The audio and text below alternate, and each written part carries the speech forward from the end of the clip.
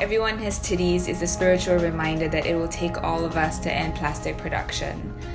On Mondays at 5 p.m. Eastern Standard Time, we converse with people from different industrial backgrounds to discuss, share, debate, and perspective shift our way towards a world without war, slaughterhouses, poverty, homelessness, and slavery.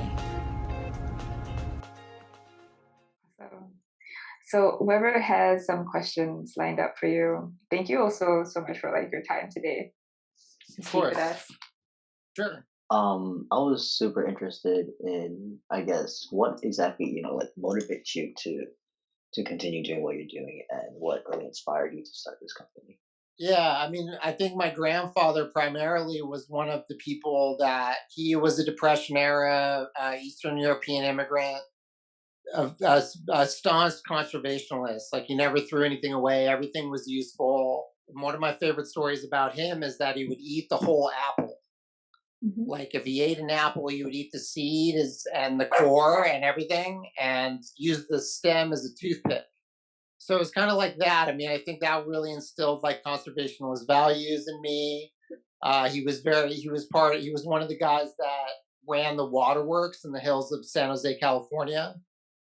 So water conservation as well was something that's always kind of been important to me in a very practical way. So and then I think, directly with the plastics thing, I was exposed to precious plastics at Parsons School of Design. I took a class called Build Your Own Factory, and it was taught by Dave Marin at Parsons.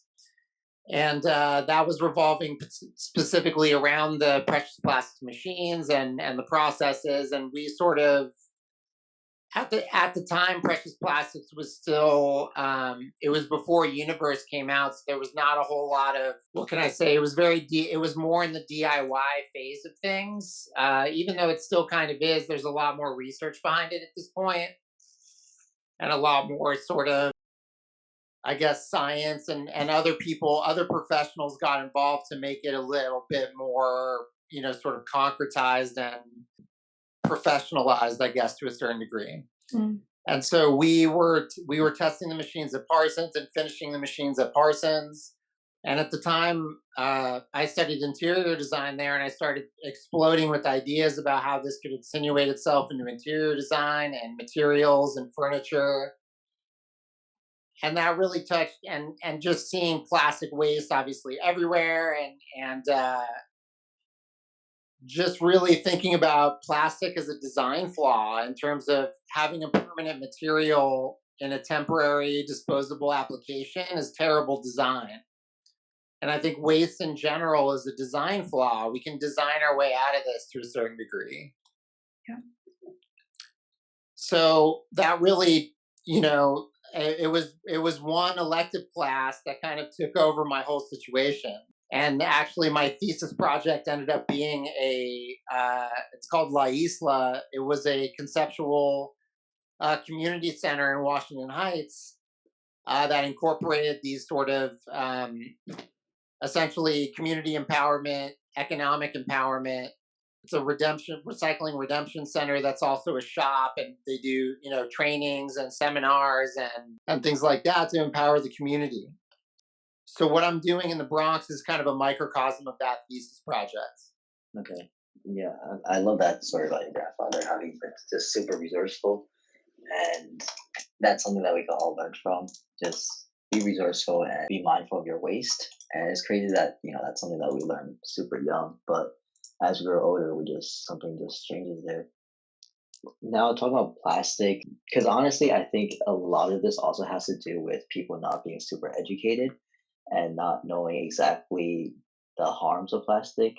I honestly didn't know everything about how harmful plastic could be. I didn't know too much about how it releases a lot of greenhouse gas, and that has a terrible impact on climate change and everything. What do you think is a reasonable estimate of when we can go entirely plasticless?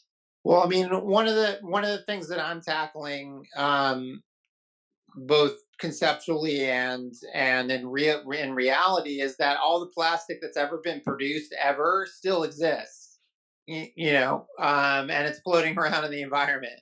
So, I mean, I think that, transitioning out of plastic, what that requires essentially is an alternative, like a viable, equitable alternative that can be proposed to people that don't care about the environment at all. Like what they care about is the bottom line. Those are the people that are driving plastic's continued use. Petrochemical companies, lobbyists that work for petrochemical companies. Recycling is essentially a proposal by petrochemical companies to absolve them of responsibility for the damage that plastic waste has caused. That's that all sounds very doom and gloom, but I mean, really, what it's going to take to stop using plastic is an equitable proposal. Well, number one, probably a hell of a lot of legislation on top of that, but also an equitable proposal of a material that can replace plastic. And we're talking about, something that has to be viable for, a massive, massive amount of production and pretty much immediately because the production never stops. So unfortunately, what it's going to take is a tremendous amount of money and or, an overwhelming amount of people being able to sway the powers that be, that the people that are paying, that are lining their pockets to continue plastic, they need to be swayed in the other direction in order to pass legislation that is punitive to people that are polluted, to companies that are continuing plastic production. Mm-hmm. And I mean, it's great now. I think we have noticed that. Like, I've been seeing a lot more commercials talking about plastic waste and how we should reduce. I think there was a new one by Amazon called like the Plastic Pledge, I believe. But yeah, I think we are headed in the right direction, but it's kind of sad that it did take us this long to realize that what we're doing was wrong. On the other side of things, I think way too much responsibility is placed on the consumer and not enough on the producers of these things. There needs to be, again, an equitable proposal of an alternative packaging. There is no choice. Like, even consciously, completely changing your lifestyle to eliminate plastic, you still don't eliminate plastic. You know what I'm saying? Right. Like, it doesn't happen. Yeah. And then on the flip side of things, there needs to be a global effort to reclaim the plastic that is currently in the environment, which is, to the tune of like, 8 billion metric tons or something like that was the last number that I saw, which is like a small moon. Yeah, a solution that we were talking about before this conversation was rent, and specifically about boba tea places. Like a solution, so let's say a place uses like $4,000 to $5,000 of their profit to pay for rent. If the city, and this speaks to your legislation point, when the city gets their stuff together and they agree that we're not going to be charging rent anymore because the businesses can use that extra income to switch their machines, specifically the boba industry, to something that is not supporting the current ways that boba is being packaged. I'm speaking about the beverage specifically, where it comes in the plastic cup and the lid and the straw and the plastic that comes wrapped around the straw and the plastic bag that carries the beverage. Yeah. So it's like a five-prong painful placenta. I don't know. Yes. And I know it sounds like crazy, right? Like, oh yeah, no. And like people are, and like I can already hear like voices being like, that will never happen, blah, blah, blah. But it's like, I just had a conversation with someone at the Brooklyn Mirage over the weekend, like after the rave was over, like all these plastic bottles were like left and cups were left on the floor. And I was like, there is a solution. There's a company called Zero Cup Waste, and they rent out their cups. It's the place that you told me about, Gary. And I literally, like, Cup Zero. Right, yeah. And so I told this to one of the managers at the Mirage, and he was like, well, this will never happen because, the people who come to this place, they don't care about this stuff. I'm like, no, you don't care about this stuff. Don't talk about the other people. Like, you are in management and you have a responsibility as being part of a management team to relay this information. You say you care about it, but then when it comes down to actually doing something about it, you're just giving all these negative pessimistic options. Like, you're not even trying to change anything. Like, you are the one standing in your own way, literally. That's what I told him. And so, well, and I'm not sure actually. I don't know how much Cup Zero's services cost, but I think it's cheaper than buying plastic cups. So I mean, actually, 100%, dude. so that's actually more equitable for them in terms of it's not about them caring because Cup Zero is the one that's eating the cost if their cups get destroyed. You know what I mean? Right. As far as I know, but yeah, no, totally. I mean, we're talking about, I don't know, what's that report, the 1970s report that just got reevaluated about civilization collapse in like 19 years. Mm. I mean, there's going to be no remnant civilization collapses either. Could you actually speak more into that, please? Oh, I don't have any concrete really information. It's just there was a report in the 1970s that was done on sort of this infinite growth model, what I call an infinite growth fantasy really is that there's a certain Earth has a finite amount of resources, and we're already exceeding the capacity of production for the planet, and yet our global economy is still trying to grow. And they predicted, sort of if the business as usual model as civilization collapses by 2040, like that we can no longer, support the level of production that we're at. I believe it was MIT, but I could be wrong, and I can send you the link to that report. It's a real report and with real academic credential. I just don't know off the top of my head what exactly it is. Yeah, that would be. But I believe it's MIT. So that was recently repicked up by somebody, one of the scientists, either that worked on the project or one that's developing their own model, and reevaluated it to see, where we were at in terms of the timeline and how accurate it was in predicting, sort of our current situation. And apparently it's spot on. And, and in terms of business as usual, we got about 19 years before civilization collapses, as far as that report goes. What are your ideas into legislation changes? What are some of the first steps that we can be taking? I think we're going in the right direction in terms of minimum recycled content. I saw a lot of stuff recently on that where they're requiring plastic producers to requiring them to have a minimum amount of recycled content in their packaging and stuff. I think that's a really good move because that also makes recycled plastic more valuable. We're talking about ending plastic production as one of the goals for Titties for Change and Liberatory Learners. How viable do you feel like? I mean, maybe it's not even the right question. If it's more of like, it is going to be possible because anything's possible. And we're handling it from multiple tentacles, arms, legs, perspectives. What are some things that you feel we can start doing on an individual or collective? Individually is supporting and or creating the ability to process plastic on your own. I think that sort of demanding. Obviously your consumer choices matter to a certain degree as well, but we're also talking about a tremendous amount of the population that doesn't care or does care, but only to a marginal degree where they're not going to change their consumer choices.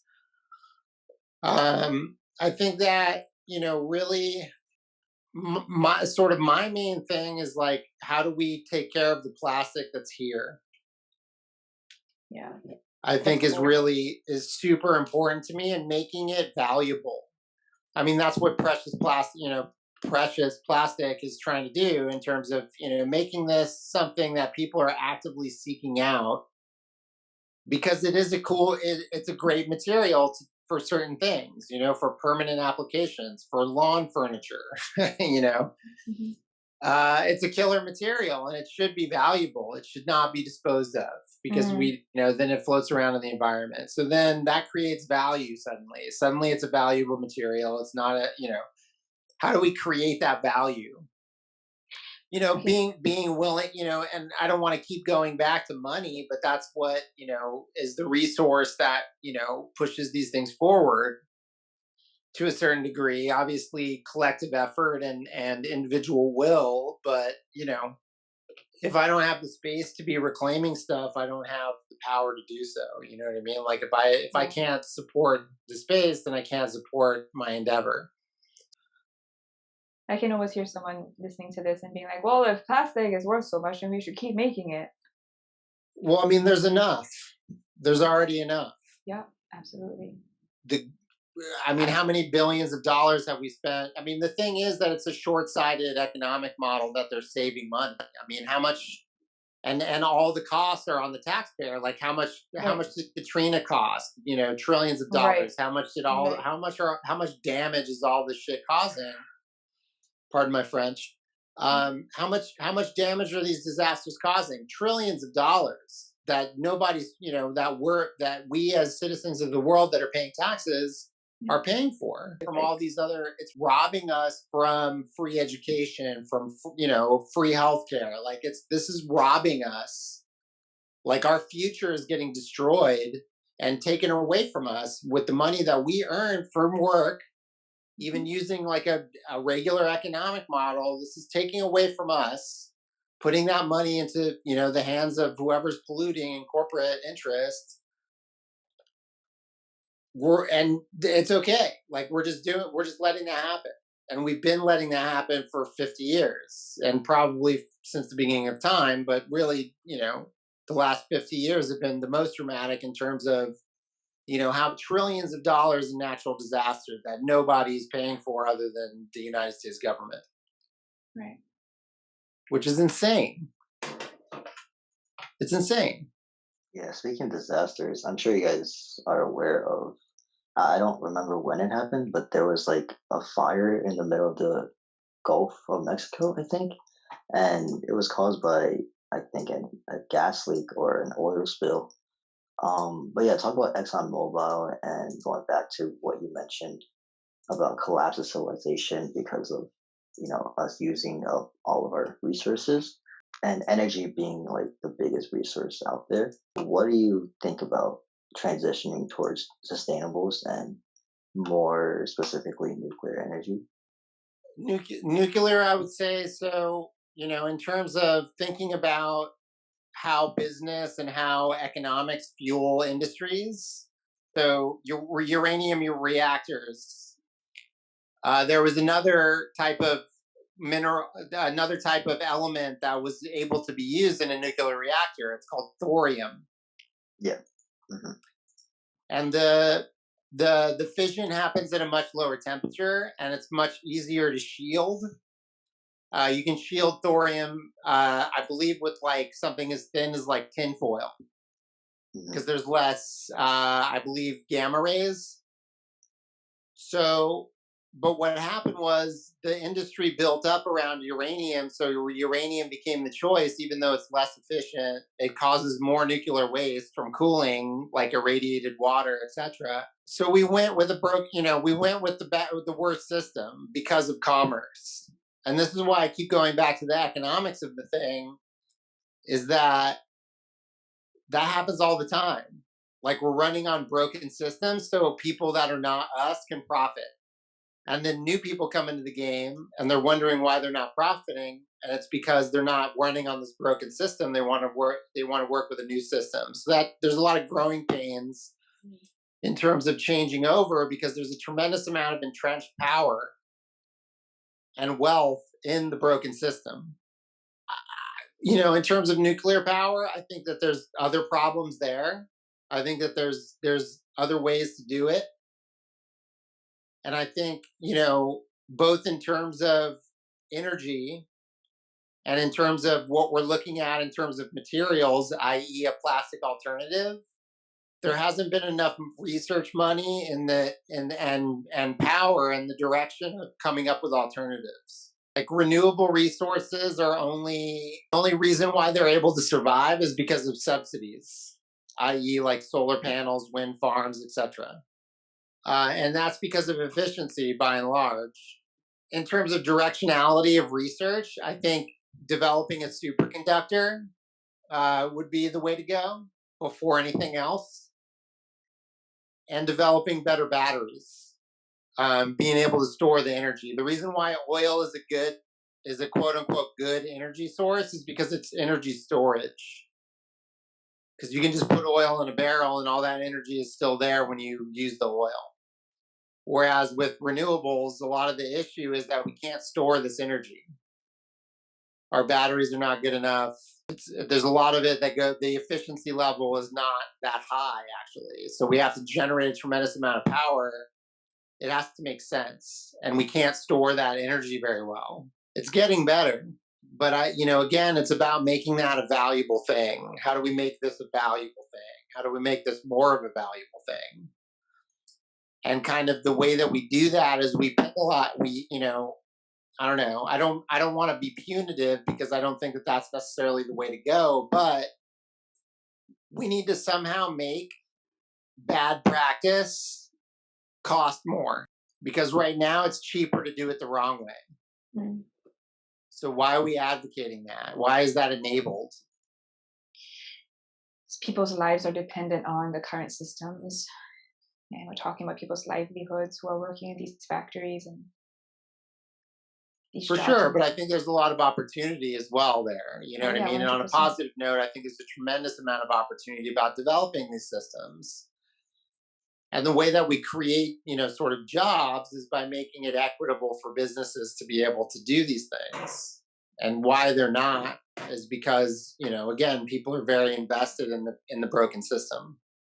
The society is very top heavy. I mean, I personally am a bit doom and gloom. Like, I'm a bit of a nihilist to a certain degree. I think it's going to take a societal collapse to change the system, personally. Mm-hmm. Oh yeah, no, I believe the U.S. government's not going to be in existence in 10 years. But I mean, I think, even further, I think global societal collapse is necessary for anything to change in a dramatic way. Because I think there's too much entrenched, money and power at the top, personally. Mm-hmm. Yeah. And I don't think there's enough consensus at the bottom. And that's my personal view. I mean, that doesn't stop me from getting up in the morning and doing what I'm doing every day. But I mean, I don't have a very rosy picture of what that looks like. You know what I mean? I don't believe that personally. You know what I mean? And that also doesn't stop me individually from doing what I do and trying to promote positive change. I have to do something. Yeah. Whether I believe it's going to work or not is not really here or there. You know what I mean? Well, I do believe in the transference of energy and intention behind doing anything with the belief behind doing something, because that energy, that action gets infused with your vibrational frequency.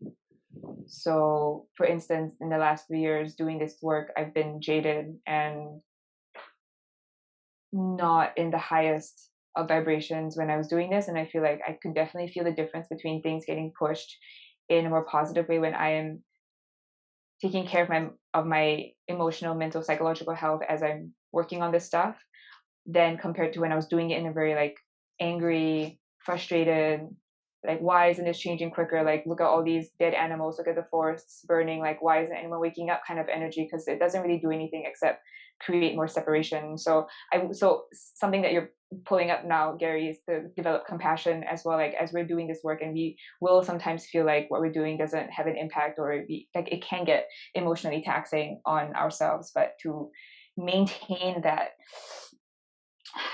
perspective, or like that entrance into what we're doing in a loving and positive and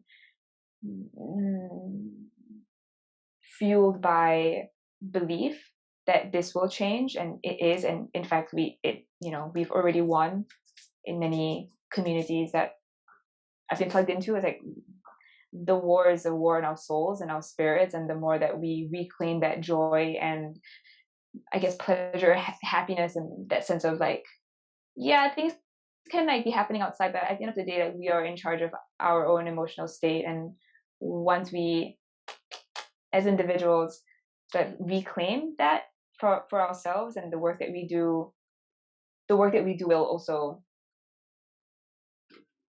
get infused with that I don't. Yeah, I agree with that. I think Yeah. that's important. Yeah. I think, it's microcosm, macrocosm. I think it's all reflective. The macro is reflective of the micro and vice versa. Yeah. But I think, I think that also, I don't know. I mean, I think that part of it too is also recognizing that humans are the problem. You know what I mean? And I think that's why people are very avoidant of this subject in general. It's a very depressing subject. And, to recognize that we're the problem is not palatable. yeah, but again, Like, we have a generation yeah. of kids who are gonna take this into the next stage and transform this world into such a beautiful place. Like maybe it's And to even face that we are the problem is hard for most. That's like the first step. So speaking back towards what can we do as individuals, recognize that you're the problem, mm, and not in a way that you want to, like, I don't know, fold up and die. It's not that. It's you're the problem. So what can you do to not be the problem? mm, And that's all the things that I mentioned plus more. You know what I mean? But like, really, you're the problem. Like, whatever you're doing is probably damaging a ton of different systems because those systems, and it's not your fault. Like, we are, the system is created so that we are fueling the problem. So I guess identifying how you are the problem and changing the problem into a solution. mm, However that manifests for individuals. mm. But I think that's really, why people don't want to even look at this, really. Yeah. Gary, thank you so much for like speaking into this again and again and again. Oh, yeah, for sure. Yeah. Is there anything else you feel like we could speak into a little bit more before we head out?